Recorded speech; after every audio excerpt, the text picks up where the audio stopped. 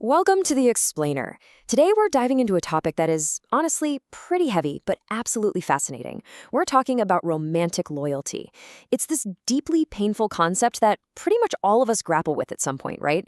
But we're going to completely reframe it together. We'll trace it all the way from its historical roots in basic survival, right up to its modern incarnation as a form of radical resistance.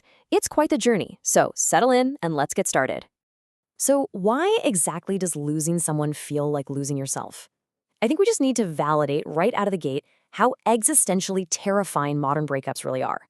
It doesn't just hurt your heart, it completely scrambles your sense of reality. And listen, you are not crazy for feeling like your world is literally ending when a relationship ends, because as we're gonna see, our modern culture has basically programmed us to feel exactly this way. Let's look at why that is. A lot of times people talk about loyalty like it's just this cute aesthetic or a nice to have feature in a partner. But look at this quote. Loyalty is emotional infrastructure. I mean, that perfectly hits the nail on the head. We were never meant to do life entirely alone. And this quiet promise acts as the load-bearing walls of our daily existence. Without this infrastructure, the whole house crashes down. Because true loyalty isn't just about being there when things are fun and easy, or taking great vacation photos together. No, it's the answer to our oldest, deepest fear. If I break, will anyone still hold on? Loyalty is that rock-solid guarantee that someone is going to say when you're messy, when you're deeply insecure, and when you're just completely failing to perform. It's the only thing that truly calms that primal anxiety. All right, moving into section 1, the history of soulmates.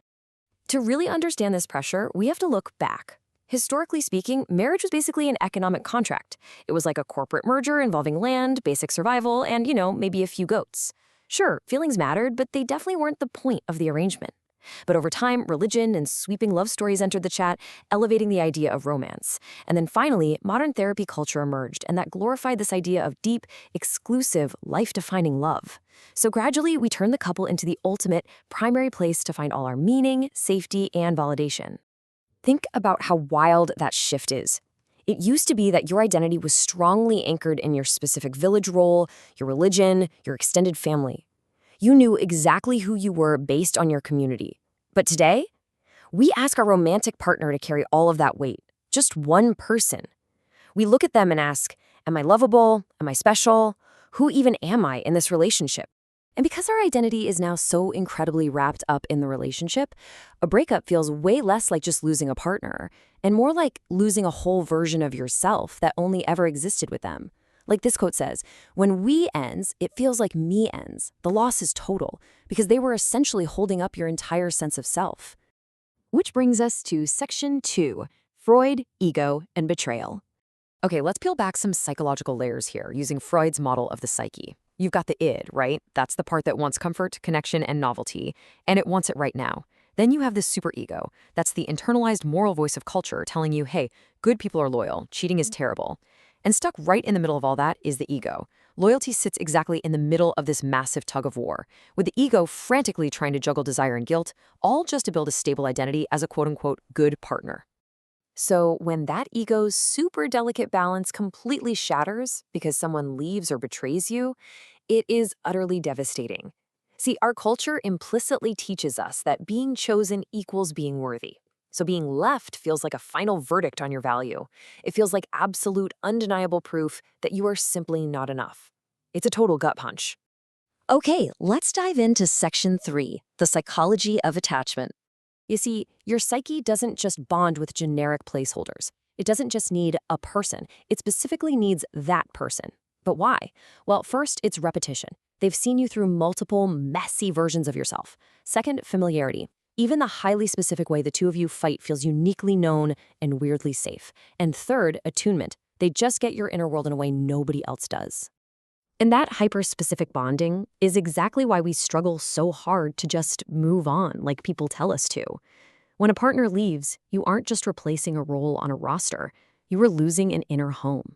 You are literally grieving a whole emotional universe. If you happen to be going through this right now, I want you to hear this. This is exactly why it takes so long to heal. An entire universe has collapsed.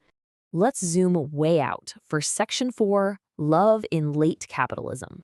We really have to look at how capitalism fits into modern heartbreak. The system doesn't just sell us physical stuff anymore. It literally sells us feelings. Love is an entire economy now. Just think about it. Dating platforms, a massive wedding industry, self-help and therapy brands, and beauty products that promise you'll finally be truly loved if you just buy this one specific glow-up serum. Billions and billions of dollars are built completely around our deep, primal fear of being alone or a fear of not being enough. And this creates an absolutely impossible contradiction that we're forced to navigate every single day. On one hand, society screams at us, find your person, be loyal, build forever. But the very tools we use to do that, they train us to swipe, compare, upgrade, and keep your options open. It's maddening. We're told to find something deep and stable, while the entire economy actively nudges us to treat human beings like disposable consumer goods. So, what does this all mean? Well, it explains why modern loyalty feels so incredibly rare today. It's sacred, because choosing to stay means you're actively fighting against a culture of total disposability. But it's also deeply fragile, because everything in the system is constantly whispering in your ear, hey, you could do better, you could have more, you can always replace them. Which leads us to our final paradigm shift in Section 5, loyalty as radical resistance. If the system desperately wants us to consume and replace, what does it mean to actually stay? Well, modern loyalty means making a profound declaration. It means saying, I won't treat you as temporary content in my life. I won't act like you're just another tab I can close when I'm bored. It's about elevating a human being way, way above the digital noise. Loyalty today is literally an act of defiance. It's a strict refusal to let algorithms, markets, and endless comparison decide how deeply you're willing to attach to someone. It is choosing, actively and daily, to stay human in a system that just keeps nudging you to scroll on to the next best thing. And this is exactly why loyalty hits us so incredibly hard. At the end of the day, it really isn't just about romance. It's about whether anything, any person, any bond, any commitment in our lives is allowed to be more than just replaceable. It is our absolute best defense against total disposability. In a world that is completely obsessed with optimizing every single second and every single interaction, we're left with this beautiful, radical belief. Some bonds are not meant to be optimized, only honored.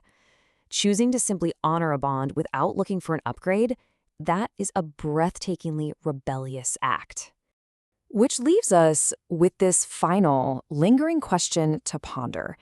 Is anything in your life allowed to be more than replaceable? I really want you to look at your own relationships, your own attachments, and how you personally interact with this culture of disposability around us. Take that question with you today.